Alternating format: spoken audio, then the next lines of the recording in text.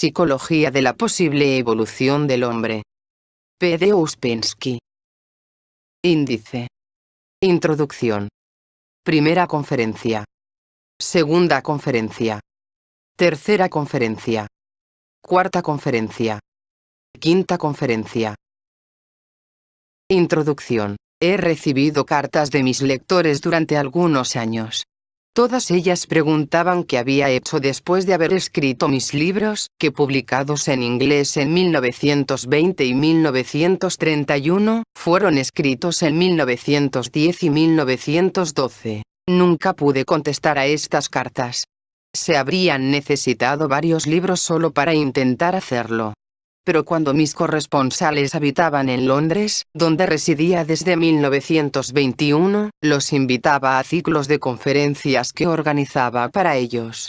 En estas conferencias trataba de responder a sus preguntas y de explicarles lo que había descubierto después de escribir mis 2 libros y cuál era la dirección de mi trabajo. En 1934 escribí 5 conferencias preliminares que daban una idea general de lo que estaba estudiando y también de las líneas que seguían cierto número de personas que estaban trabajando conmigo.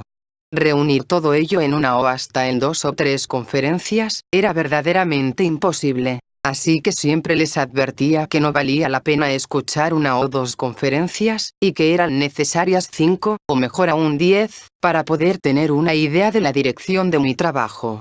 Desde entonces he continuado con estas conferencias, y a menudo las he corregido y vuelto a escribir. En su conjunto, encontré satisfactorio este arreglo general. Se leían 5 conferencias en mi presencia o sin mí.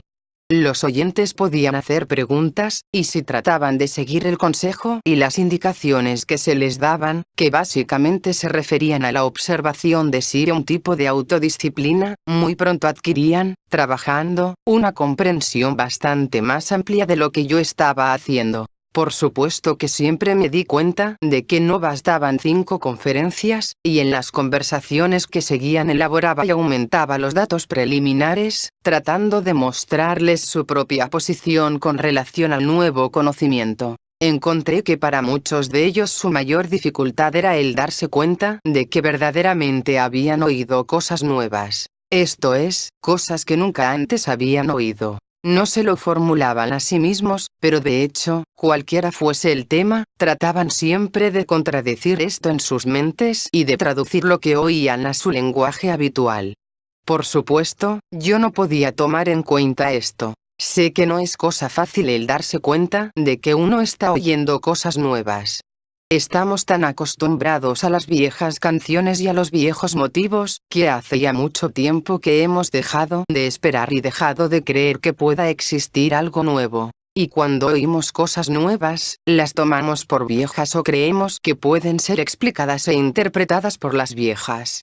Es cierto que es tarea difícil el darse cuenta de la posibilidad y necesidad de ideas totalmente nuevas, y con el tiempo necesita una revalorización de todos los valores convencionales. No puedo garantizar que encontrarán desde el principio ideas nuevas, esto es, ideas que nunca antes habían oído. Pero si son pacientes muy pronto comenzarán a reparar en ellas.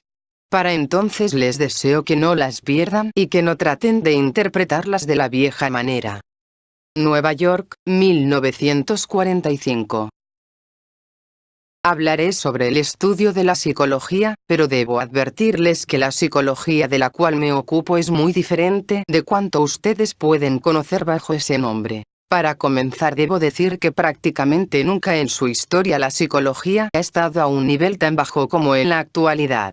Ha perdido todo contacto con su origen y su significado, a tal punto que aún hoy es difícil definir la palabra psicología, esto es precisar qué es la psicología y qué estudia.